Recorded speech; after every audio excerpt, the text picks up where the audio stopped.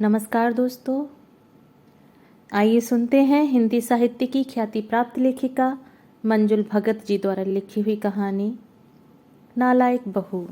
तो आइए कहानी की शुरुआत करते हैं। कामिनी ने अलमारी के पट खोले। सामने के हैंगरों पर झिलमिल साड़ियां टंगी थीं। अनेक रंगों की छटा एक दूसरे से होड़ लगा रही थी। आज छुट्टी का दिन है, सुजाता जीजी आएंगी। मन बुझा बुझा होते हुए भी कामिनी ने एक उन्नावी रंग की सिल्क की साड़ी निकाल ली। वैसे भी बहुत देर तक उसे किसी भी चीज का शौक नहीं मनाया जाता। कामिनी की मनोरचना ही कुछ ऐसी थी। बिखरे रहने पर तो वह और भी टूटा हारा महसूस करती। मन पर न जाने कहां से झुंड के झुंड निराश भाव आकर मंडराने लगते और चीलों की तरह आशा को झपट ले जाते। शायद यही उसके व्यक्तित्व का निकास था जो विनाश के पूर्व ही संतप्त जोश को बाहर निकाल फेंकता था। घर का काम भी तमाम दिन फैलाए रखने को मन नहीं होता। यही मन होता कि रूटीन बिना झंझट और हाय हाय के समाप्त हो जाए और फिर कुछ मन का सा करने को समय बचा रहे। परंतु घर का काम सुलटते ही अम्मा जी का जी घबराने लगता। वह खोज खाज कर कोई झंझट निकाल ही लाती। कल तो अम्मा न जाने कब के दबे दफनाए छोटे बच्चे का रजाई गद्दा 3-4 छोटे तकियों सहित निकाल लाई। बोली, ले बहू, इसे उधेड़ कर रुई निकाल ले, रुई धुनवा लेंगे। खोल को धोकर थैला सी लेंगे, धुनी हुई रुई में और नई रुई डालकर। कामिनी ने बीच में ही टोक दिया, लेकिन अम्मा थैले तो बहुत से पड़े हैं। आजकल पिसा पिसाया आटा जो मंगाया, सो जिन थैलियों में वो बंद होकर आया है वही थैलों का काम दे जाएंगी। अरे वो तो मैंने उधेड़ कर किनारे जोड़ जाड़ कर अपना पेटी को सी लिया था, ले अब शुरू भी कर। अम्मा, बना बनाया रजाई गद्दा है, इन्हें ऐसा ही जमादारन के नवजात बच्चे को दे डालें, बेचारे का जाड़ा कट जाएगा। अरे नहीं, उसका जाड़ा तो बोरी गुदड़ी में भी निकल जाएगा और अभी जाड़ा आने में बहुत देर है। और अम्मा ने टाँके तोड़ने शुरू कर दिए। टाँके तोड़ते तोड़ते पुराना घिसा कपड़ा कई जगह से चिर गया। उस चिरे घिसे कपड़े की बनी थैली में नौकर को साग सब्जी भरकर लाने की कल्पना से सिहर का अम्मा फिर अपनी एक चौड़े किनारे की पुरानी धोती उठा लाईं। शाम तक पुरानी रजाई के घिसे पिटे खोल साड़ी के मजबूत किनारे की अनेक पट्टियां सिल चुकी थीं। 2 रंगीन नए थैले अम्मा के इस एप्लिक वर्क से सजे रसोई में कीलों पर झूल रहे थे। रुई में दम नहीं था। धुनिये ने मुंह बिचकाकर कह दिया, इसका अब क्या धुनूं, इसमें अब बचा ही क्या है। तब अम्मा ने भी दरिया दिल हो रुई जमादारन को थमा दी थी। ले, ये तू बच्चे की गुदड़ी में भर लीजो। तैयार होकर कामिनी कमरे से बाहर निकल आई। घर साफ सुथरा शांतिपूर्ण था। सब कुछ यथा स्थान सुव्यवस्थित देखकर मन परितोष से भर उठा। सब कुछ तो नियंत्रित है। जीवन की लगाम तो हाथ में थमी है। समय जैसे विश्राम कर रहा हो। सड़क पर दौड़ती कारों की धू-धू जैसे वक्त की उठती गिरती सांस हो। बस वही एक आवाज़ थी, मिलियोनरिस। दोबारा पढ़ने में भी मजा आ रहा था। पढ़ते पढ़ते कामिनी हल्की होती गई थी और उसके संसार की सीमा रेखाएं फैलते फैलते घर की दहलीज को लांग देश की सीमा भी पार कर गई थीं। तभी चौके से लाल मिर्च की सिसकारी उठी। अम्मा को धक्का लग गया। कामिनी भी खों-खों कर उठी। शेखर घर में घुसा ही था। रसोई से उठती सुगंध ने पति के मुख पर एक चिकनी तरावट ला दी। वह सीधे चौके में ही घुस गया। क्या बना है आज? शेखर ललक कर पूछने लगा। कामिनी पुस्तक बंद कर खाना परोसने चल दी।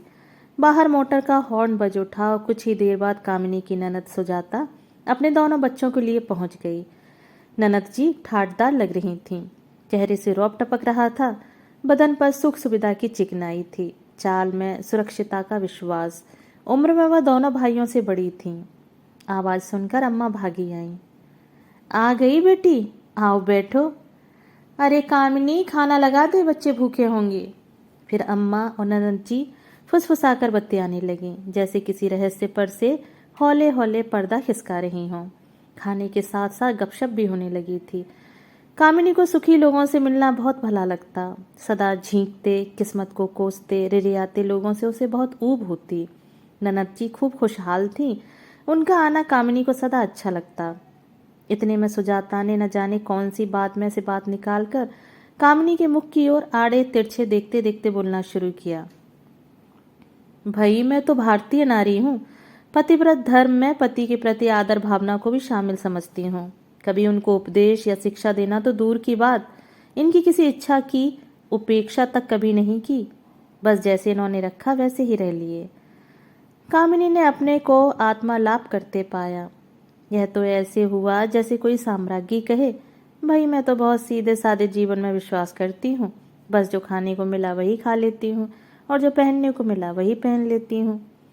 सुजाता के पति मेहनत कश सज्जन पुरुष थे और ऊंचे रुतबे को पहुंचे हुए थे। दफ्तर बाहर हर स्थान पर वह माननीय थे, मिष्टभाषी और हर व्यक्ति को यथोचित मान देने वाले।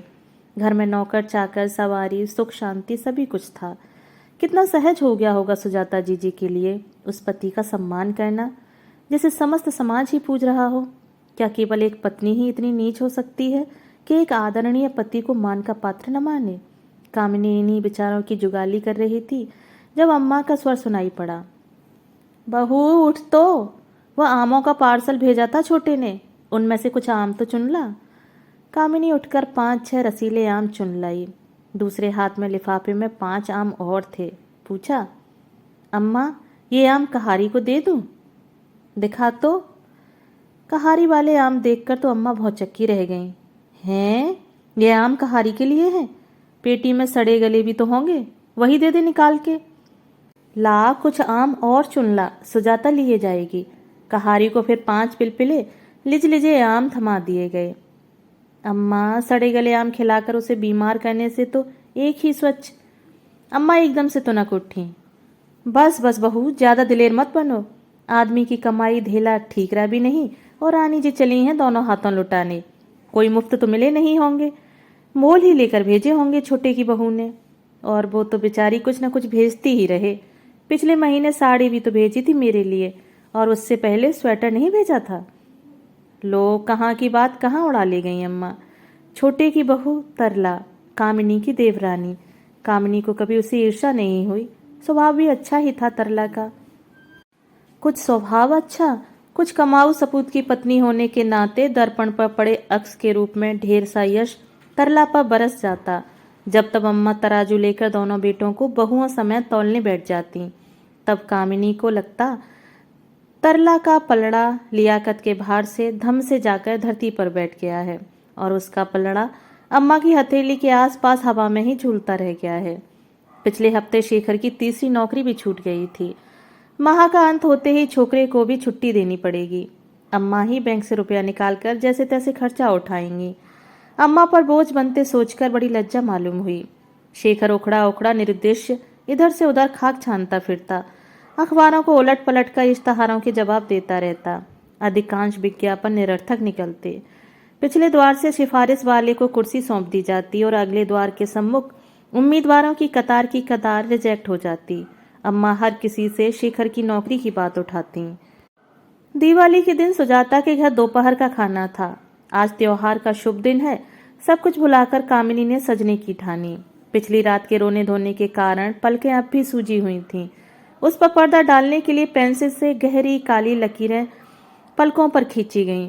पब्लिक में वह अपने टीसते जख्मों को जिस सफाई से छुपा जाती, एकांत में उन्हीं जख्मों को खरोंच कर इस पुरजोशी से रोती कि उसका मन संयम के सभी बांध तोड़कर उमकती नदी सा बह निकलता। कल रात भी ऐसी ही बाढ़ आई थी और आखिर कामिनी उसमें गोते लगा हल्की हो सो गई थी। सवेरे लगा उसका मन बिल्कुल निर्मल हो आया है। श्रृंगार से विगत रात्रि के व्यथा चिन्ह मिटते मिटाते कामिनी स्वस्थ और शांत हो गई थी। श्रृंगार समाप्त होते होते एक नए विश्वस्त व्यक्तित्व का उदय हो आया था और जब कामिनी कमरे से बाहर निकली वह प्रसन्न मुद्रा में थी। चलो अम्मा, यह तो तिवारी जी के घर से सीधे ही वहां पहुंच जाएंगे। अम्मा एकटक उसे देखती रह गईं, केवल सिर हिलाकर अनुमति दे दी। ननद भी चौंक गई थी। अरे शेखर को क्या नौकरी मिल गई? तुम तो लकदक हो एकदम। कामिनी का मन टप से बुझ गया। बोली, जी आज त्योहार के दिन गृह लक्ष्मी ही यदि मनहूस सूरत बनाए फिरे तो फिर जीवन में शुभ हो ही क्या सकता है। और फिर नौकरी छूटी है, जीवन तो शेष है ही। भाई शाबाश है तुम्हें, हम होते तो अब तक पागल हो गए होते। अम्मा के दबे होठ भी जैसे बेटी का कथन दोहरा रहे थे। कामिनी ने मन में बुझती लौ अन्य आमंत्रित अतिथियों में खोकर फिर से उकसा ली। महफिल रंग पर थी। उच्च वर्ग की सोशलाइट महिलाएं जिनकी चिमड़ाई त्वचा ब्यूटी क्लिनिक में घिस रगड़कर चमकाई गई थी। असली भौहें मूड़कर पेंसिल से ऊंची धनुषाकार कृत्रिम भौहें बनाई गई थीं, जो नीचे दाग छोड़ गई थीं।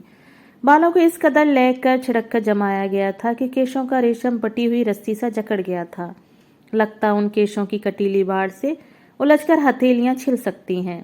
पैडेड ब्रा और बुकरम लगी चोली ने खींच खांच कर बक्श के उभार के ऐसे उठंग त्रिकोण बना दिए थे कि लगता वहां स्त्री की कोमल गोलाइयां नहीं, किसी प्रस्तर प्रतिमा के निष्प्राण उरूज हैं। उन स्त्रियों के मुख पर श्रृंगार ब्लेड की धार सा पैना लग रहा था। नफीस लगने की उमंग में वह इतनी अप्राप्य लग रही थीं कि कैसे उनके पति कभी भी प्यार के बहाव में बहकर उन तक पहुंच पाते होंगे, पता नहीं। वह श्रृंगार कोमल लता पर झूमते पुष्पगुच्छ के समान नहीं, किसी खेत की सीमा पर खड़े कैक्टस की कतार जैसा था, कंटीला और दूर रहने पर मजबूर करने वाला। कुछ की आंखों के नीचे काली झाइयां थीं, जो शायद देर रात गए सोशलाइजिंग का नतीजा था। कुछ सफल पुरुष भी थे, ऊंचे पदों पर नियुक्त। सफलता उनके हाथों में थमे मदिरा पात्रों में छलकते नशे से भी अधिक गहरी हो उनके व्यक्तित्व पर छाई थी। आपके पति क्या करते हैं? जी वो एक फर्म में हैं। झूठ बोलते हुए कामिनी को लगा वह मक्खी निकल गई है। फर्म का नाम सुनकर मिसेज वर्मा की बाँछें ही खिली रह गईं। जब कामिनी ने शेखर के विगत साधारण पद की खबर सुना दी, मिसेज वर्मा की फैलती बत्ती सी सिकुड़ने लगी। वह बराबर के लोगों की खोज में शीघ्रता से आगे बढ़ गई। कामिनी एक दूसरी महिला को देखने लगी, जिसके भारी होंठ सुर्ख बैट लुक की लिपस्टिक से ऐसे सने थे जैसे वो अभी अभी ताजा शिकार खाकर आई हो, बाघिन की तरह। सुजाता जीजी मिसेस गार्गी से मिलवा रही थीं। मिसेस गार्गी खरगोश जैसी मासूमियत और घबराहट लिए हुए थीं। गोरा गोरा निर्दोष रंग, बड़ी बड़ी क्षमा याचना सी करती आंखें। परिचय के समय वह हंसी थी, ऐसे जैसे किसी टीसते जख्म पर से अचानक किसी ने पट्टी हटा दी हो और वह फटा हुआ जख्म अनावृत रह गया हो। उनसे मिलकर कामिनी को न जाने क्यों एक दुखन सी हुई। मिसेस गार्गी निस्सहाय सी पाइनएप्पल जूस की ट्रे की ओर बढ़ चुकी थी। तभी सुजाता जीजी ने फुसफुसाकर कामिनी के कानों में कहा, बेचारी, मिस्टर गार्गी तो तमाम दिन मिसेज वर्मा की चौखट पर पड़े रहते हैं, सारा शहर जानता है। तभी शेखर भी आ गया। वह दर्शक बना कोने में खड़ा था। कामिनी ने पति को कुम्हलाया सा अलग थलग खड़े पाया। उसका मन ममता और करुणा से भर आया। शेखर, तुम्हें आने में देर हुई, मैं तो कब से तुम्हारी राह देख रही थी। वह जो सामने सफेद बालों वाले सज्जन है ना, वह एक नामी वकील हैं। तुम उन्हें जानते हो? हाँ, एक बार सुजाता जीजी ने मिलवाया था। तो उनसे मिल आओ ना। नहीं नहीं, शेखर के स्वर में ऊंचे रुतबे के लिए दहशत थी। और कामिनी, वो जो नींबू के रंग की शर्ट पहने है ना, वह दिल्ली अस्पताल के हार्ट स्पेशलिस्ट हैं। अच्छा? और वह जो हरे सिल्क की फ्लोरल ब्रांड टाई लगाए हैं, वो चीफ इंजीनियर मेहता हैं। शेखर की कमेंट्री जारी थी। वो तो शेखर तुम्हें ही देखकर मुस्कुरा रहे हैं, मिल लो ना जाकर। नहीं नहीं, पीछे किसी को देख रहे होंगे। झिझक भरी हंसी हंसते हुए शेखर बोला, शेखर, ये लोग हमारी तुम्हारी ही तरह मामूली हैं, तुम क्यों इतना झेपते हो? अच्छा चलो अब घर चलें। शेखर एकदम से अनमना हो उठा। वे लोग तत्काल घर चले आए। अम्मा को बाद में सुजाता जीजी छुड़वाने वाली थीं। अम्मा घर पहुंची तो थकान के साथ साथ खींच से भरी हुई थीं। उनकी झुंझलाहट दब नहीं पा रही थी। बोली, अरे शेखर, अब कोई नौकरी ढूंढ ही ले बेटा। देख वहाँ कितने लोग मुझसे पूछ रहे थे कि तुम्हारा बड़ा बेटा क्या काम करता है। भला बता, मैं उनको क्या जवाब देती? शर्म से मैं गड़ी जा रही थी। मैं तेरी माँ जो हूँ बेटा, कैसे पत्थर का कलेजा कर लूँ। वह तेरी बीवी तो न जाने कैसे सज समर के चहक ले है। और सुन, हफ्ते 10 दिन में छोटे के पास कानपुर जाऊंगी मैं, 4-6 महीने उसके पास भी रह लूँ। बहुत बहुत बुलवा भेजा है तरला ने। कामिनी का अंतःस्थल कचोटने लगा। सोचने लगी, तुम माँ हो ना, इसी से एक बेटे की शेखी न बघार पाने पर दूसरे की बखान कर सकती हो। मैं पत्नी हूं ना, और पति तो 2-4 होते नहीं। इसी से इकलौते पति की कमियों को लेकर भी जीने का प्रयत्न कर रही हूँ। 10 रोज बाद अम्मा कानपुर चली गईं। जाते जाते अम्मा कुछ राशन पानी रख गई थीं। जो 20 रोज में चुक गया। अलमारी के कोने में दुबके कुछ रुपए पड़े थे, मनी ऑर्डरों की चिटों के साथ ही। ये रुपए 30 त्योहार पर कामिनी के पीहर से आए थे। धीरे धीरे वे भी निबटने लगे। छोकरा पहले ही छुटा दिया था। अम्मा के पत्र आते रहते, उनमें उनके आने का कोई इशारा न होता। पीतल बेच लो की हाँक सुनकर कामिनी घर में पड़े पीतल के सजावटी खिलौने, ऊंट, बकरियां, गाय, शेर सभी बटोर लाई और कबाड़ी को आवाज लगा दी। पीतल क्या भाव लेते हो? 5 रुपए किलो, एक ही भाव। झन्ने से कामिनी ने खिलौने उसके आगे उलट दिए। लो बीबी, 4 किलो पक्के हैं, 20 के पड़े। कबाड़ी से मुड़े तुड़े गंदले 20 रुपए के नोट लेकर कामिनी ने राहत की सांस ली। चलो कुछ तो जुगाड़ हुआ। उसी रोज अम्मा का पत्र शेखर के नाम आया था। बेटे, मैं तेरी नौकरी की चिंता में मरी जा रही हूँ। कल ही मैंने पंडित जी को बुलाकर जाप करवाया है। पूरे 50 रुपए में पूजा पड़ी। भगवान सब कुछ भला करेगा। छोटे के बेटा हुआ है। 10 दिन का होने पर हवन कराएंगे और 30 रोज बाद बहुत बड़ी दावत है। शहर में छोटे को बहुत मानने जानने वाले हैं। अच्छा होता अगर तुम लोग भी आ पाते, पर क्या करें, तुम्हारी भी मजबूरी है। यह भी अम्मा ने स्वयं ही लिख दिया था। चलो छुट्टी हुई। उनके बचे हुए गोले निकालकर कामिनी बुनने बैठ गई। छोटे बच्चे को कुछ भेजने को मन मचल पड़ा था। शेखर ने घर में दाखिल होते ही 200 रुपए लाकर कामिनी के सामने रख दिए। कामिनी हकबका गई, बोली, ये रुपए कहाँ से आए? उधार लाया हूँ। तुम ऐसा करो, थोड़ा असली घी भी ले आओ। उसके बगैर दाल में छौंक का मजा ही नहीं। और छौंक का आनंद लेता शेखर नहाने चला गया। शेखर से बिना उलझे कामिनी सौदा लेने चल दी। शेखर की पसंद की सब्जी भाजी लेने के पश्चात जब वह घर लौटी तो देखा शेखर नहाया धोया बैठा है और उसके पिताजी से बातें कर रहा है। बिना इत्तला के पिताजी की उपस्थिति एक सुखद आश्चर्य बन उसे चौंका गई। दौड़कर वह पिताजी के समीप पहुंच गई। सौदा भी हाथों से छूटते छूटते बचा। कब आए? माँ कैसी है? अभी 2-4 रोज तो टिकेंगे ना? और भैया ने मेरे पत्र का उत्तर क्यों नहीं दिया? प्रश्नों की झड़ी लगा दी उसने, किंतु पिताजी बस एकटक उसे देखे जा रहे थे। क्या हुआ पिताजी, ऐसे क्यों देख रहे हो? अब अम्मा की तरह आप भी मत कहने लगिएगा। हाय हाय, कितनी दुबला गई है बेटी तू। ये तो आजकल का फैशन है, एकदम स्लिम ट्रिम लगना। शान से गर्दन उठाकर कामिनी ने कहा। खाना बनाने की तत्परता, पिता के लिए सुख सुविधाएं जुटाने और मैके की ढेर सी खबरें जान लेने के बीच उसने महसूस किया कि वह पिताजी से अपनी असली स्थिति छिपाने में पूर्णतया सफल हो गई है। उसकी बाक चातुरी, अभिनय कला ने बाप की आंखों में धूल झोंकती है।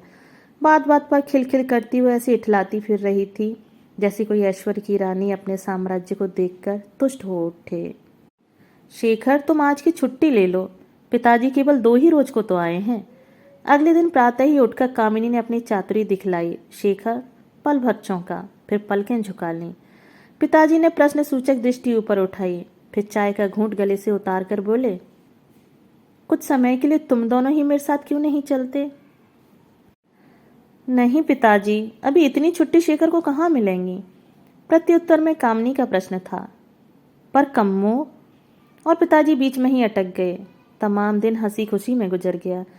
जाते समय पिताजी कामिनी को एकदम से 400 रुपए देने लगे। अरे इतने सारे क्यों?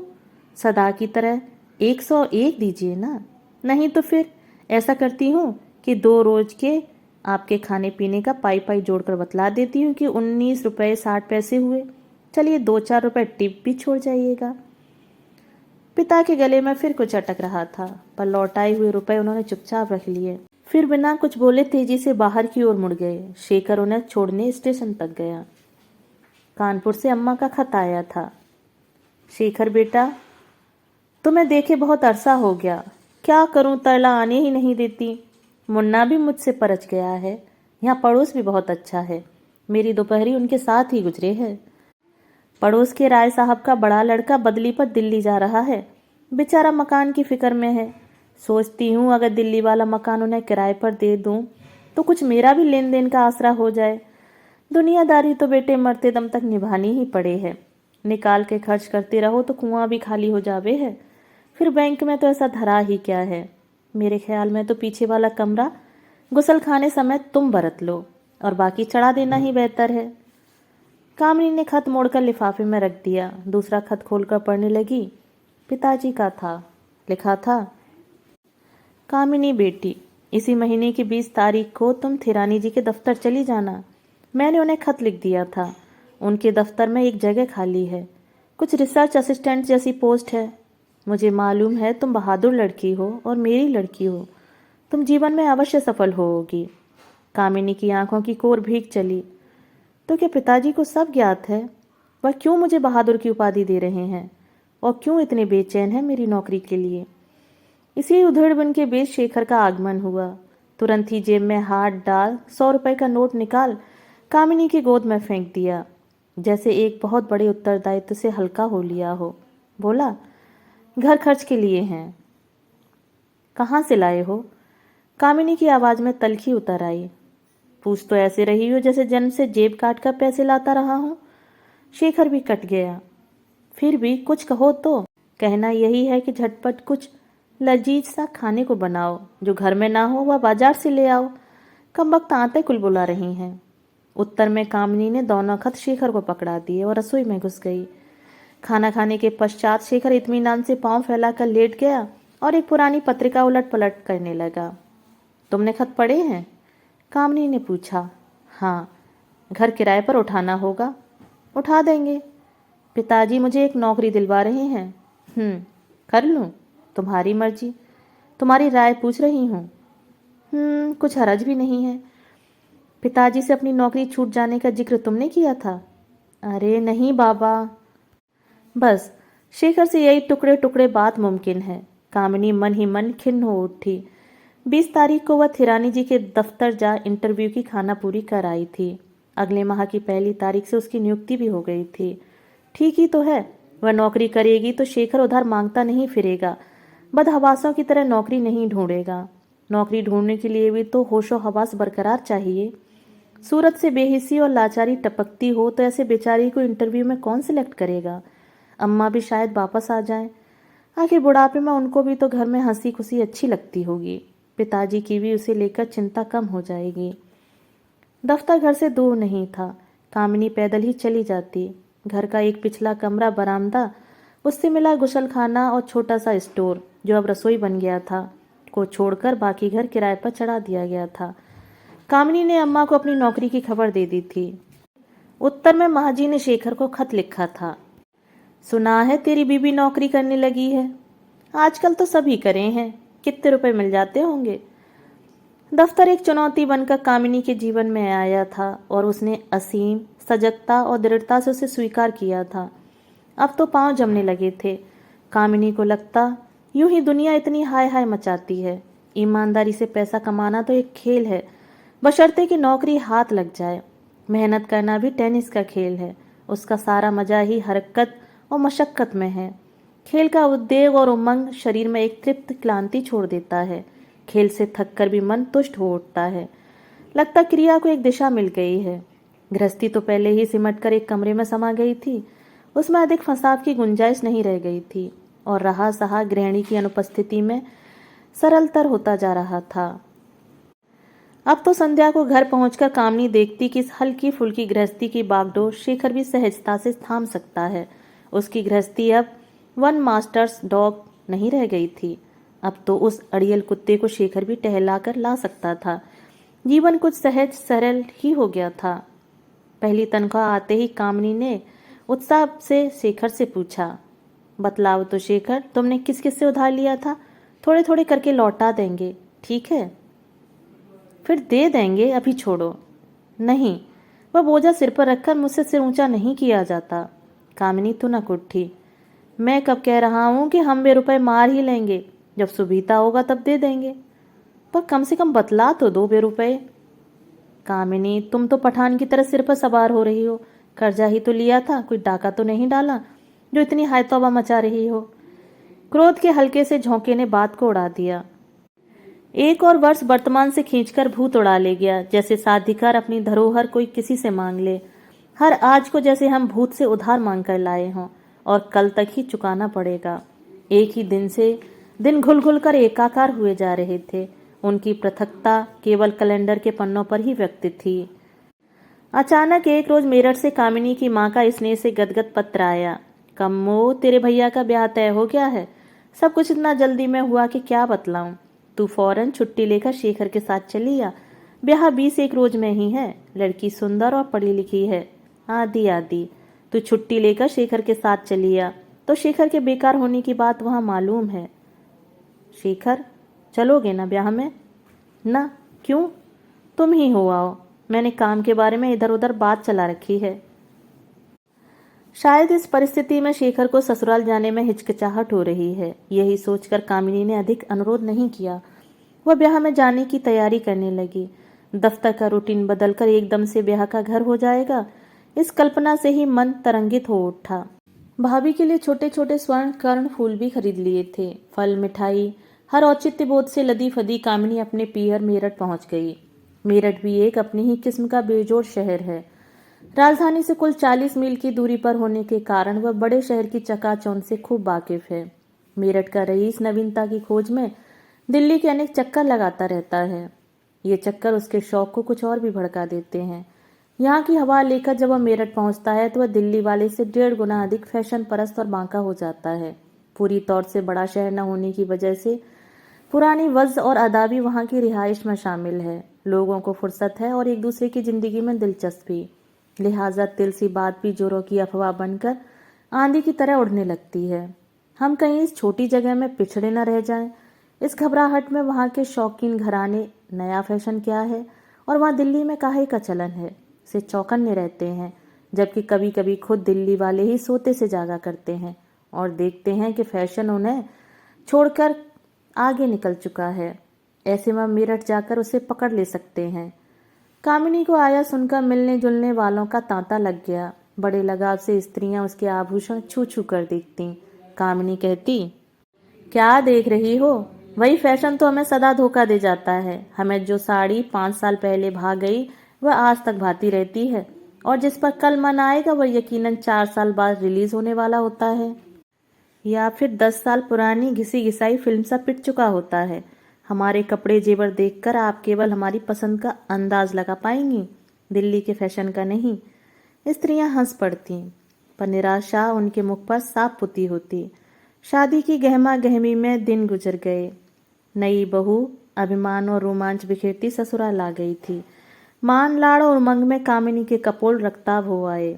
इतने से दिनों में ही देह भरने लगी थी। भाभी के लिए बड़ा कमरा ठीक करते करते कामिनी ने पिताजी के सब दराज खाली कर दिए थे। फालतू कागज पत्रों के बेमानी ढेर तबीयत को उबा रहे थे। पिताजी से पूछ पूछ कर उनके पुर्जे फाड़कर वो रद्दी की टोकरी में डालती जा रही थी। पिताजी कभी कभी झल्ला भी जाते। दफ्तर में क्या काम करने लगी है? मेरे तमाम कागज उलट पुलट करती रहती है। अरे जरा ठहर देखूं तो। अरे भाई, वह काम का है। पर कागज कामिनी के हाथों पड़ चुका था। पिताजी किसी दूसरे कागज पर आंखें फंसा बैठे थे। कामिनी के हाथ के कागज पर शेखर की ही लिखावट थी। पिताजी के नाम पत्र था। तारीख 4 साल की पड़ी थी। लिखा था, क्या बताऊं, यह सब लिखने में मुझे अत्यधिक कष्ट हो रहा है। पर कामिनी के हाथों इस बार कुछ अधिक खर्च हो गया है। मुझे घर में 200 रुपए की सख्त जरूरत है। अगर भेजने की कृपा करें तो मैं अगले माह तक लौटा दूंगा। कामिनी से इस बाबत कुछ न कहें तो अच्छा है। Let it be a man to man talk. अपमान और लज्जा से कपोलों पर रक्त दौड़ गया था। चोट खाया अभिमान आंखों में पिघल रहा था। धीरे से उसने अपनी पलकें उठा पिताजी की ओर देखा और आर्द्र स्वर में बोली, पिताजी। हैं, क्या है? अरे क्या हुआ बेटी? पिताजी एकदम चौंक गए थे। कामिनी के हाथों से थर्राता पन्ना ले एकटक उसे घूरने लगे। बात को समझते हुए बोले, तो क्या हुआ इसमें बेटी? अरे उसने तुमसे इसका जिक्र नहीं किया। खैर छोड़ो, भूल गया होगा। अरे वक्त बेवक्त अपने ही तो काम आते हैं। कामिनी अधीर हो उठी। सच सच कहिए, कितनी बार उन्होंने रुपया मंगाया है? कुछ नहीं। अच्छा बाबा, 3-4 बार बस, मुझे ठीक से याद नहीं है। लौटाया? लौटा देगा, जल्दी क्या है? उनकी नौकरी छूट गई, यह भी आपको मालूम है? घुटी हुई आवाज में कामिनी बोली। अरे वो तो मैंने दफ्तर ही में फ़ोन कर लिया था। वहाँ ही फ़ोन पर उन लोगों ने कह दिया। फिर बेटी, मैं तुझे यूं ही देखने चला आया था, पर तू तो जैसे कमर कस कर बैठी थी, मुझसे ही सब कुछ छिपाने को। मैंने भी नहीं कुरेदा। अच्छा जा अंदर जा अपनी भाभी के पास। अरे जिंदगी में उतार चढ़ाव तो आता ही रहता है। जैसे अच्छे दिन नहीं रहे वैसे ही बुरे दिन भी नहीं रहेंगे। पर कामिनी का मन विचलित हो उठा। 2-4 दिन और रहकर वह दिल्ली लौट आई। शेखर को उसने अपने आगमन के लिए लालायित पाया। उधार की बात स्थगित कर वह दाम्पत्य सुख की रसधारा में डूब गई। अगले दिन रविवार था। केश धोकर वह गुसल से निकली ही थी कि शेखर ने एक छोटा सा डिब्बानुमा ट्रांजिस्टर उसके आगे बढ़ा दिया। शेखर के मुख पर चमक थी। यह क्या है? उत्तर में शेखर ने नीचे वाला लघु चक्र घुमा दिया। मधुर ध्वनि से आंगन भर गया। अरे यह तो अच्छा खासा ट्रांजिस्टर है। मैंने बनाया है। शेखर तकरीबन शर्मा ही गया। क्या तुमने खुद ही बनाया है? हाँ, तुम चली गई थी। इस नितांत एकाकीपन ने मस्तिष्क सुन्न कर दिया था। बस यूं ही बैठे बैठे बना डाला। कुल 20 रुपए के पार्ट्स लगे हैं। केस अलग है। कैसा लगा? बहुत बढ़िया। बाहर बैठा कोई कह नहीं सकता है कितनी मीठी आवाज़ इस जरा से मैच बॉक्स से आ रही है। हाँ, दिल्ली में तो मजे में कैच करता है। रिसेप्शन भी बढ़िया है, शेखर ने किंचित गर्व से कहा। पांव फैलाकर बदन को ढीला छोड़कर कामिनी आराम कुर्सी पर आधलेटी सी पसर गई। पलकें मूंदकर यूं ही पड़ी रही, जैसे श्वास लेना ही बहुत भली और सुखद क्रिया हो। शेखर कुछ और ऊर्जे पुर्जे निकाल कर खटर पटर करने लगा। ठोंक पीट से चौंककर कामिनी ने पलकें खोली। एक और ट्रांजिस्टर बन रहा है क्या? हाँ, यह दूसरी किस्म का ट्राई कर रहा हूँ। क्यों, पूरी दुकान ही खोलने का इरादा है क्या? शेखर मुस्करा कर रह गया। कामिनी ने फिर से पलकें मूंद लीं। अगले दिन दफ्तर जाने से पहले कामिनी ने 100 रुपये का नोट शेखर के कोट में तहा दिया और एक संदेश भी कागज पर घसीट दिया। प्लीज़ शेखर, किसी से उधार मत लेना। तुम्हें मेरी कसम, जरूरत पड़ने पर फिर मशविरा करेंगे। कामिनी। संध्या को घर में प्रवेश होते ही देखा। शेखर बरामदे में चटाई पर बैठा पेचकस लिए पुर्जे कस रहा है और सामने कल पुर्जों का ढेर लगा है। अरे यह सब क्या है? यूं ही कुछ ट्रांसफार्मर्स, क्रिस्टल, रिसीवर्स, वायरिंग वगैरह खरीद लाया हूँ। और ट्रांजिस्टर बन रहे हैं क्या? बैग को बिस्तर पर पटक कामिनी चाय का पानी चढ़ाने चल दी। हाथ मुंह धोकर वह लौटी। ओहो, आज तो कुछ पकाने को मन नहीं हो रहा। अंगड़ाई से बदन को तोड़ती वह बोली। तो रहने दो, डबल रोटी मक्खन तो है ही, वही खा लेंगे, शेखर ने आराम से कहा। कामिनी ने हैरत से पति की ओर देखा। यह शेखर कह रहा है? शेखर को पाकशास्त्र से इतनी अरुचि? भोजन तो उसका बहुत बड़ा डिस्ट्रैक्शन था। संसार भर की कुंठाओं को वह रसोई से उठती सुगंध के सहारे झेल सकता था। जैसे कोई मदिरा को मुक्तिदायिनी मानकर दुख में साथ ले ले, वैसे ही शेखर खाने को तृप्तिदायक विस्मृति मानता था। कुछ चटपटा जायकेदार कुतरने से जीवन में क्षण भर को रस आ जाता है। वह जितना शोक संतप्त होता, मन उतना ही खाद्य पदार्थ की ओर ललकता। वह स्वयं भी रसोई में जाकर निरीक्षण कराता कि टमाटर मसाले सब पर्याप्त मात्रा में सब्जियों में डले हैं कि नहीं। वह क्षण उसके लिए मन बहलाव के क्षण जैसे ही होते। सफलता और यश की भूख उदर की क्षुधा बन शांत होती। यह सब कामिनी जानती समझती है। वह कुछ पल शेखर को कार्यरत देखती रही, फिर स्वयं ही उठकर सब्जियां धो पहुँच कर ले आई और धीरे धीरे काटने लगी। दफ्तर वफ्तर भूल एक नारी तुल्य तृप्ति कामिनी के मन पर छाने लगी।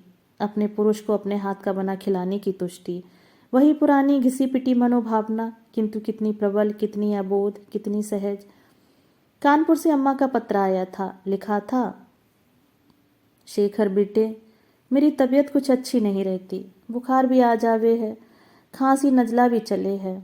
मुन्ना तो अब ज़्यादा करके अपनी माँ और आया के पास ही रहे है। सोचूं हूँ कुछ रोज को दिल्ली ही आ जाऊं। उनके जमाने का घर है, वहीं मेरी आत्मा बसी है बेटे। तुम लोगों का मुँह भी खींचे है। कामिनी ने उत्तर में साग्रह उन्हें बुलाया था। गर्मियाँ आ गई हैं, अम्मा अंदर सो जाया करेंगी और शेखर और वह बरामदे में सो जाएंगे। कोई दिक्कत नहीं होगी। कहें तो शेखर अम्मा को लिवाने आ जाए। एक रोज दफ्तर से आकर देखा, शेखर बेचैन सा चहलकदमी कर रहा है। व्यग्रता मुख के नक्श नक्श से जाहिर है। कामिनी ने पूछा, क्या हुआ, आज ट्रांजिस्टर नहीं बन रहा? सामान नहीं है। छटपटाकर शेखर ने कहा। कितने का आएगा? तुम कहाँ से दोगी? सब तो घर में ही खर्च हो जाता है। खोजती हूँ, शायद घर में कहीं पुरानी जमा गड़ी हो। खोद खोद कर देखती हूँ। कमरे में जा कामिनी अलमारी में से भैया के ब्याह में मिले 500 रुपये निकालने लगी। फिर यूं ही बच्चों की सी किलकती शरारत उसके मन में फूट पड़ी और वहीं से वह चीखने लगी।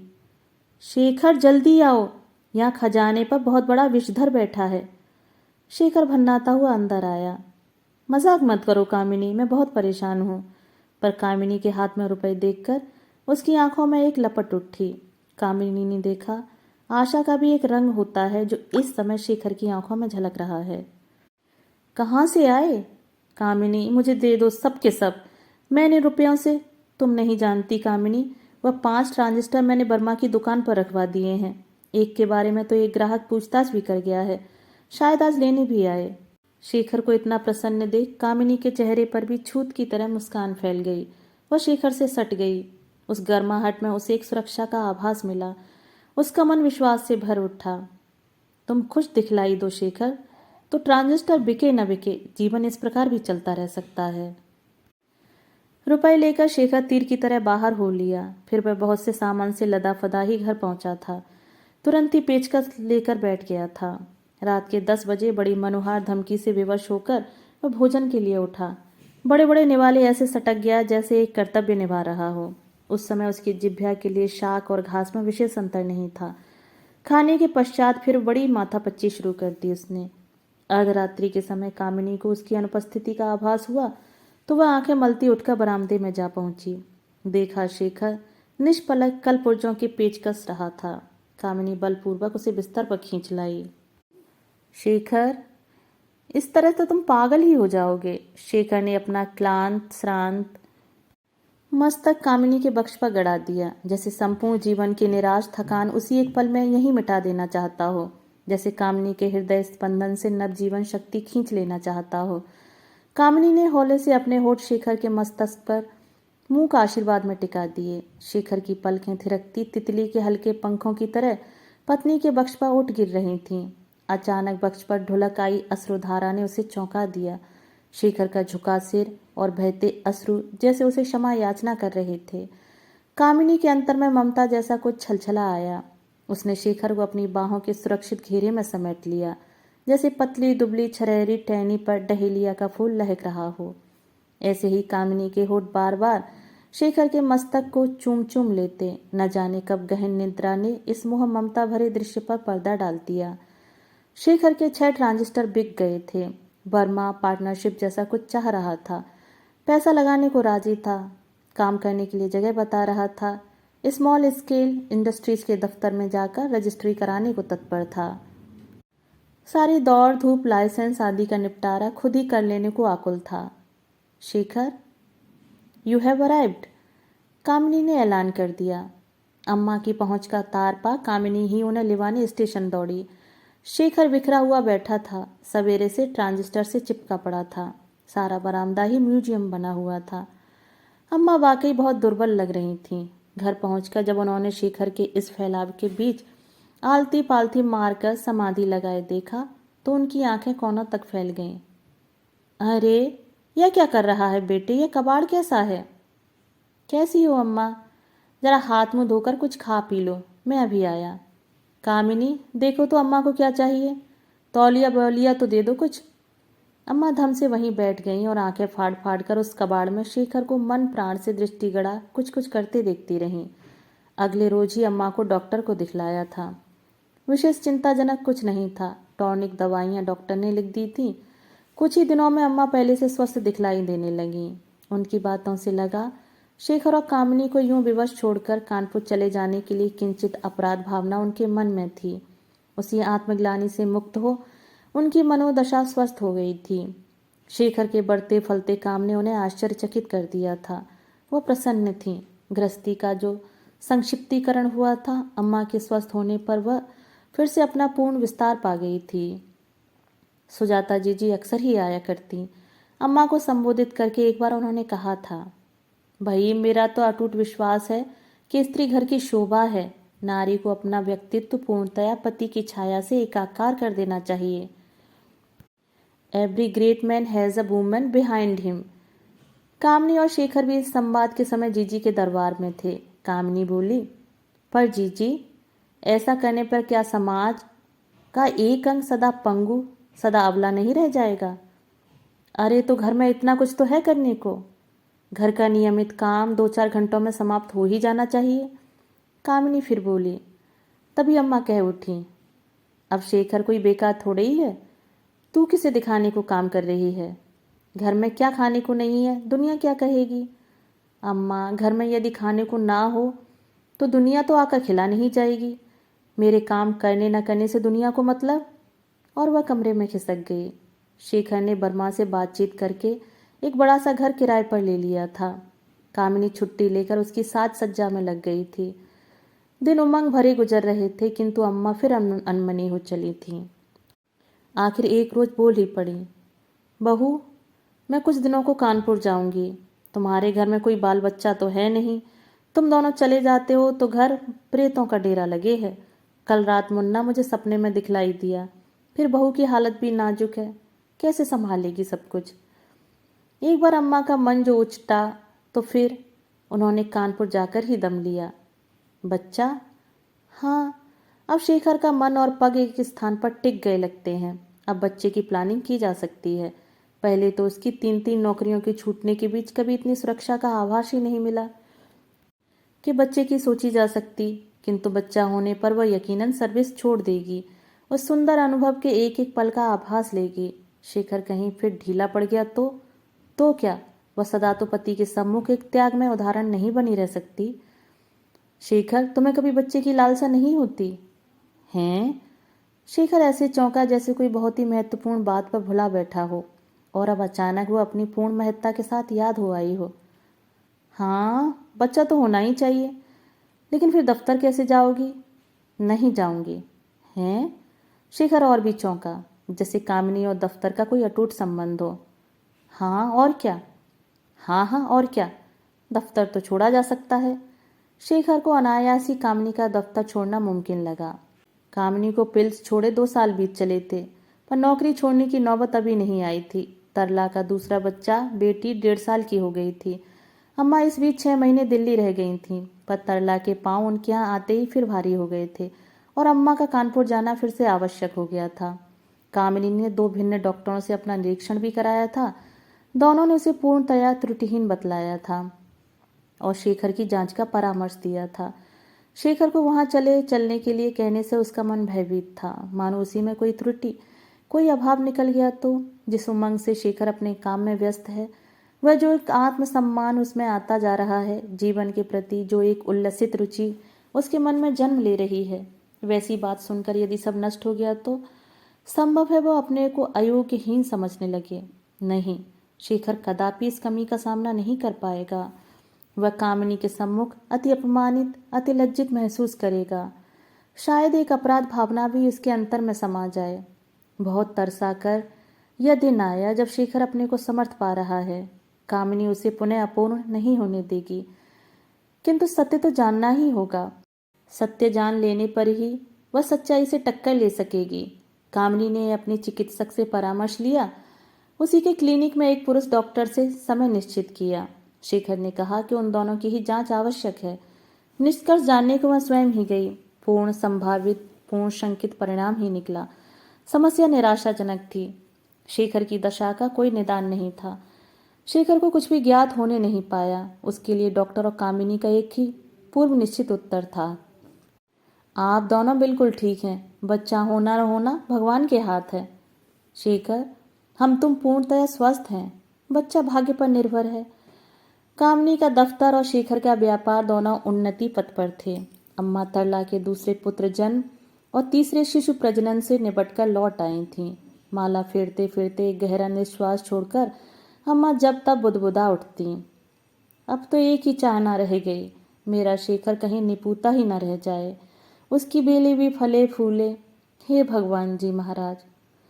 मालूम नहीं भगवान उनका बुदबुदाना कितना सुन पाते थे, किंतु कामिनी ने एक रोज उनका फुसफुसाना अवश्य सुन लिया था। शेखर बेटे, डॉक्टरनी को दिखा उसे। अगर कोई उपचार नहीं है तो बेटे क्या तू निपुता ही मरेगा? अरे बाल बच्चा न होने पर तो कानून तलाक तक देने की इजाज़त देवे है। और फिर वो पढ़ी लिखी है, कमाने जावे है। तू दूसरी ब्याह भी लाए तो वो कौन सा बेसहारा हो जाएगी। अरे वो कोई अनपढ़ गंवार थोड़े ही है, वो कोई तेरे आश्रय थोड़े ही है बेटे। आजकल की कोई अबला कमजोर थोड़े ही है। चुप रहो माँ, बस करो। शेखर चीख उठा था। एक संध्या को अम्मा ने देखा। कामिनी एक मोटे ताजे गोल मटोल चेहरे वाले 4 वर्षीय बालक की तर्जनी थामे घर में प्रवेश कर रही है। यह कौन है बहू? अम्मा ने तुरंत ही प्रश्न किया। यह गुट्टू है और अब यह हमारे पास ही रहेगा। कब तक? हमेशा। क्यों? मैंने इसे गोद लिया है। गोद लिया है? हाँ। सुन रहा है शेखर, तेरी बहू ने बच्चा गोद लिया है। शेखर ने व्यस्त दृष्टि ऊपर उठाई। कहाँ से लाई हो कामिनी? अनाथ आश्रम से। अनाथ आश्रम से? हे भगवान, अरे लेना ही था तो छोटे का ले लेते, अपना खून तो था। अम्मा तो अब आर्तनाद कर उठी। उसे काहे की कमी है अम्मा? घर, माँ बाप, सुरक्षा, शिक्षा, उसे लेने से क्या फायदा? कामिनी बोली। और यह जो अनजान की औलाद है, इसे गोद लेने से फायदा? हाँ अम्मा, इस बेचारी को वह सभी कुछ मिल जाएगा जिससे यह वंचित है। बड़ा होकर हम ही को मानेगा। हाँ हाँ, तुम ही को मानेगा। सारे लक्षण नजर आ जाएंगे, सब चरित्र दिखा देगा। अम्मा भविष्यवाणी कर रही थीं। जाओ तो गुट्टू, वो तुम्हारे पापा हैं, उनके पास जाओ। गुट्टू आदेश पा अनिश्चित कदम उठाता, मुंह पर हिचकिचाहट भरी अंगुली दाबे शेखर की ओर चला। उसकी बाल दृष्टि शेखर को तौल रही थी कि वह अपरिचित व्यक्ति उसे स्नेह से स्वीकार करेगा अथवा दुत्कार ही देगा। पापा शब्द सुनकर शेखर कुछ झेंप गया था, किंतु तत्काल ही उसकी दृष्टि कामिनी की नज़र से मिली और वो मुस्करा उठा, मानो कह रहा हो, जो तुम्हें प्रिय है कामिनी, वह मुझे भी स्वीकार है। अनाथ आश्रम में पले बच्चे ने झट उस मूक भाषा को पहचान लिया और दौड़कर शेखर से लिपट गया। शेखर ने उसे भरपूर बाहों में समेट लिया और पूछा, क्या नाम है बेटे तुम्हारा? गुट्टू, बच्चे ने झिझकते हुए कहा। और तुम्हारा? बच्चे ने फिर पूछा। पापा। कामिनी बीच में ही चहक उठी। फिर शेखर और कामिनी दोनों खिलखिलाकर हंस पड़े, जैसे दो साझे के चोर अपनी चुराई निधि को निरख कर आनंदित हो उठे। अम्मा इस नाटक को हैरत से देख रही थीं। उनकी दृष्टि में वह असमर्थ निस्सहायता थी जो एक सयाने को नीम पागल की हरकतें देखकर महसूस होती है। वह जानती थी अब वह कुछ नहीं कर पाएंगी। अपने को इतना बेअसर उन्होंने पहले कभी नहीं महसूस किया था। दोस्तों, अभी आप सुन रहे थे मंजुला भगत जी द्वारा लिखी हुई कहानी नालायक बहू। मिलते हैं एक और नई कहानी के साथ। धन्यवाद।